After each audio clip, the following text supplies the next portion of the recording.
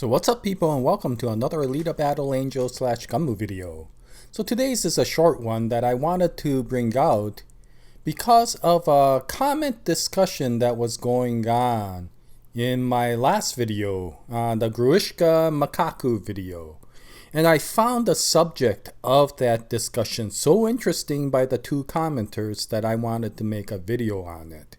Now, before I begin, I do want to thank those two commenters, Barry Benz and Leonard Euler, I think is how you pronounce it. I apologize if that's wrong. If it's Leonard Euler, that maybe I apologize once again for my bad pronunciation of names.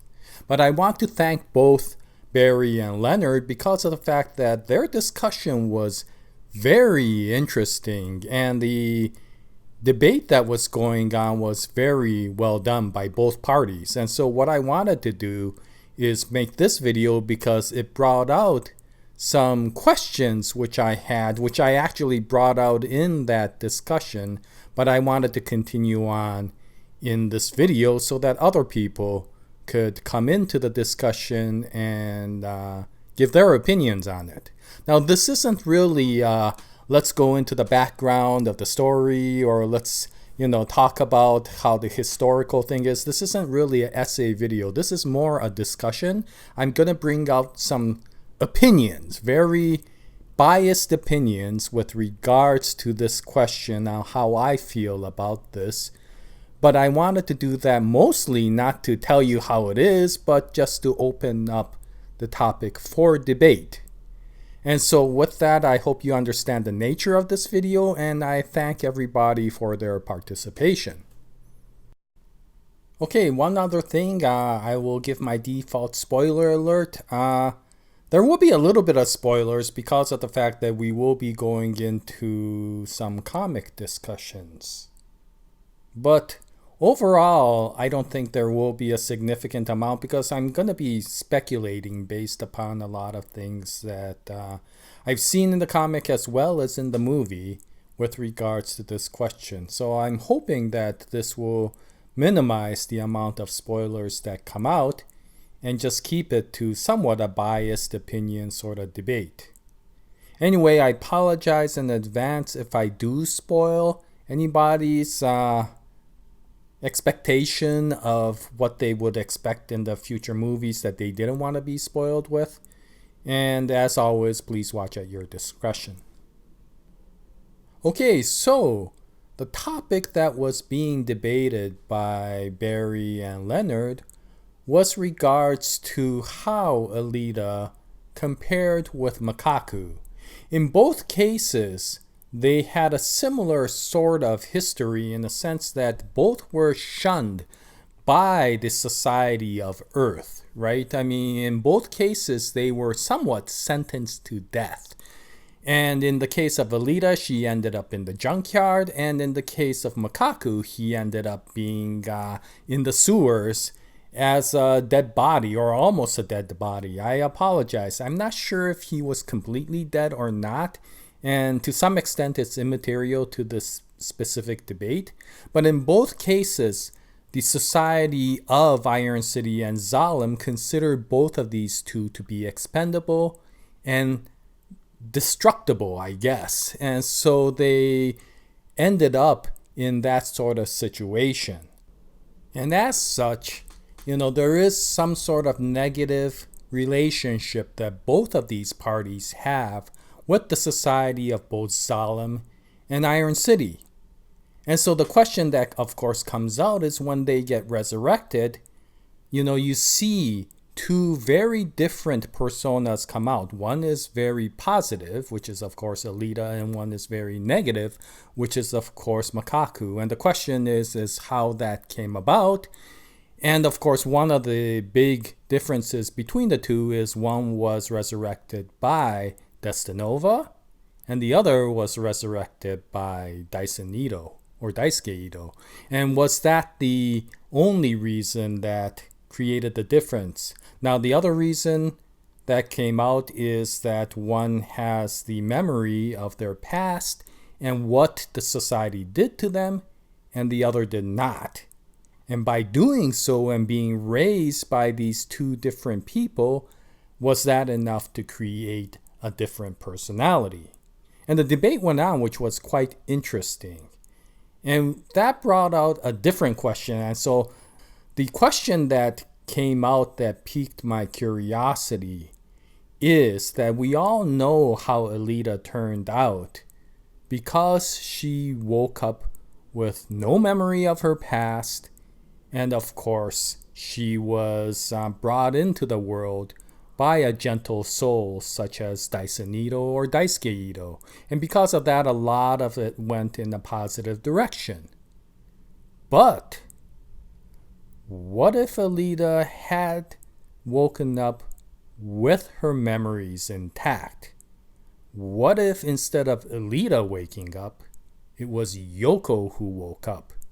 Everything else would be the same. We would have Dyson Ido be the one who woke Alita up. How would Alita come out if she had her original personality of Yoko? And I've found this to be very interesting. And again, there is no real right answer to this, but I wanted to give my version of the interpretation to this, right or wrong, and it could be very much wrong, and I have no problem with that. But my interpretation based upon what I know about Yoko's past, as well as some of the things that came out in the story. So as we know, Yoko is a Black Ops mercenary from the planet of Mars, and Mars was warring against Earth. So from the perspective of Mars, Earth was the big bad enemy, the bad guys who needed to have justice brought out to them. And as Yoko was a Black Ops mercenary, she was one of the strongest adversaries against Earth at that time, and that is one of the reasons why she probably was sent in to try to take down Zalem. So if, with all that personality intact, she woke up and saw Dyson Ido and realized where she was, how would she react to the situation? And my feeling is it would be a lot more negative than what we see in Alita. Sure, it's the same core persona. However, now we're seeing it from a point of view of somebody who was from the planet of Mars, who saw Earth as an enemy that needed to be defeated for the sake of justice. And her mission was to lead that justice act to take down Earth. We know that because of the fact that in the movie, of course, she was one of the people who was tasked to take down Zalem. We also know from the comic that Yoko was pretty much loyal to Mars. We saw that in both Last Order, as well as the original series. So if we go back to the retconned ending of the original series, we saw a very loyal Yoko to the mission as well as the planet of Mars. She did say that she understood that this mission was important, and regardless of ethics or anything else, it was important to follow the mission. It was such an important task that when her friend Beltram started questioning the ethics of that mission, she literally killed Beltram because of his change in point of view and change in personality, which Alita found to be a threat to the mission. And she in fact said, "I am very disappointed in you, Beltram," because he started questioning the purpose of the mission. That's how loyal Yoko was. So if that Yoko now woke up 300 years later, regardless of whether the war was going on or it has been over, my feeling is that there would be an inherent loyalty to Mars that she still continue on with the mission. from her point, the objective has not been met yet, and she was the agent to bring that objective in. Alita is a product of her past as well as her experiences, which is much more realistic as a person, and as such, I find her to be a lot more relatable and a lot more realistic than these heroes in other comics. Second of all, we know that it was Earth and GUNNM that took down Yoko 300 years ago. Now, we know it from the comics, and to avoid spoilers, I won't go into what Earth did that left Yoko in the junkyard. But we know one thing even in the movie. Yoko was basically fighting Earth, and the next thing we know, she is left in the junkyard. So unless she got betrayed by one of her Mars soldiers, the reason she ended up in the junkyard was because Earth took her out, in which case she would have a personal opinion and a personal grudge against Earth, very similar to the way Makaku has against the society of GUNNM and Iron City. And because of that, there may be a much more similarity of Yoko to Makaku compared to the memory wiped Alita to Makaku. So then what does that make Alita, right? Is Alita Yoko? Is Alita not Yoko? And if Alita is Yoko, what persona, what ethics can you characterize Alita as? And is she much closer to Makaku than we think? Now, the other thing why I feel that this may be a lot more a negative situation if her memory was intact is because even with the memory wipe, the characteristics of violence is inherent in Alita. Alita understood that herself. She even said, "I'm a warrior, aren't I?"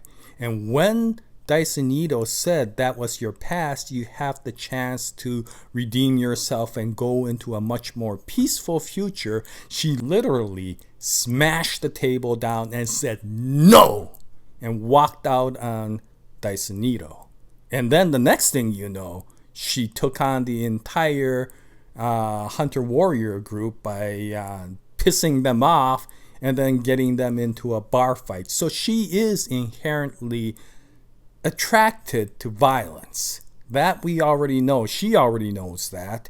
And of course, even Dyson Ido already knows that. And what was interesting is regardless of whether you saw it in the comic or whether you saw it in the movie, that action that she did to really anger all of the Hunter Warriors in the bar was recognized by both Daisuke Ido in the comic, who told Alita, "You need to apologize," and Alita told Ido, "No, I will not apologize to these people."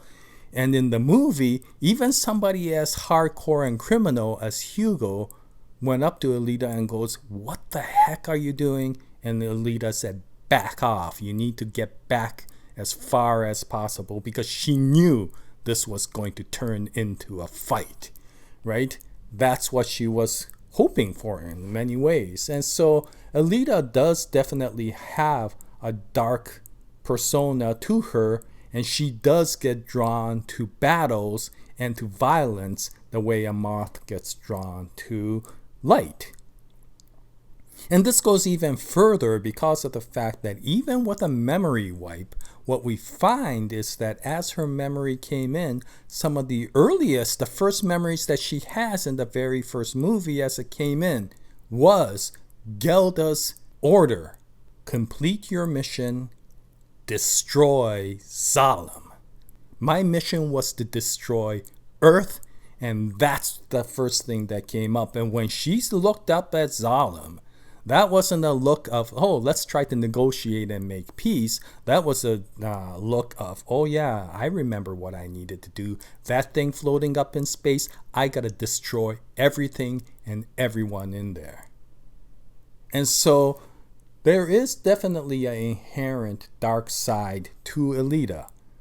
And you understand that because once you start learning about her past, there's just no way she could have remained in the light side considering what she experienced as a child and how she grew up. She was basically battle hardened and honed to be an assassin, right? I mean, even the fact that she is a Panzerkunst practitioner shows that she is set for violence because, as I mentioned before, Panzerkunst may be a martial art, but it is not a self-defense martial art. It is specifically designed to kill people as fast and as lethally as possible. It is one of the deadliest martial arts in there, and anybody who's learned it, their purpose is to go out and kill as many people as necessary for the mission. And so if that's the case, we could see that her persona has changed due to the influence of people like Ido and Hugo and many of the other people around. You know that in the comic, as we go in beyond the motorball arc, she really starts getting friendly with a lot of the people in the neighborhood, and she really starts becoming positive, wanting to protect the neighborhood. But what if that was Yoko instead of Alita? Would that feeling still remain, or would she be in a mission to try to take out Zalem? Now, it will be interesting because a lot of this may end up depending upon how Ido reacts to a lot of these things, whether it's Daisuke Ido or Dyson Ido. Can somebody like Ido bring out enough care and warmth that they can even take somebody as cold as Yoko and turn her back into Alita? In which case that even if she had the mission to take out Zalem, then she might actually go and feel like, I do need to take out Zalem. Why? It's because we could see how much the people of Zalem is oppressing the people of Iron City. I have no love for Zalem, but I do have a lot of love for Iron City, and because of that, she may go and still take out Zalem just for the sake of saving the people of Iron City. At which point, she could even return back to the planet of Mars, go and meet Gelda, and if Gelda asked, "Did you complete your mission?" she could proudly say yes. And if Gelda asked, "Can you prove it to me?" she could bring out the head of Destinova, and Gelda will probably reply, "Good job." And so, yeah, I mean, this would be a very interesting situation if Alita woke up with the memories of Yoko intact. And if that happened, this may turn out to be a very different story from the one we see in the comic, in the anime, or in the live-action movie. And as such, aside from the point of view, aside from karma, aside from humanity, there is a significant amount of fate that steers the story towards the way it's done. And of course, much of that is controlled by the god of the Alita comic verse or the Alita cinematic universe. And what I mean by god is, of course, Yukito Kishiro, as well as Robert Rodriguez. Anyway, what do you think about this? How do you feel with regards to how Alita would react if she woke up with her memory intact? The other one that came up that was interesting is how would Makaku be if instead of being resurrected by Destinova, he was resurrected by Dyson Ido? Would he have a different personality, or would he be too much out of control that even Dyson Ido would not be able to bring him back from the point that he was, and would he end up still being the Makaku in the comic or the Gruishka in the movie? Anyway, these are just questions, discussions, and everything I said is just my biased opinion, so please take everything with a grain of salt. And if you could leave your opinions with regards to this, I would really appreciate it, because I found this quite fascinating. It's like one of those what if comics that you see from Marvel or from DC, and of course, because it is a what if, there really is no right answer to this. And so I will be interested to see how everybody feels about that. And thank you very much in advance for your comments. Anyway, that's about it for this video. And I'll continue on with more Alita Battle Angel videos in the future. I hope you join me at that time. Until then, happy comic reading, happy movie watching, happy anime watching, happy comment discussing. And as always, Jaya, nice day, everyone.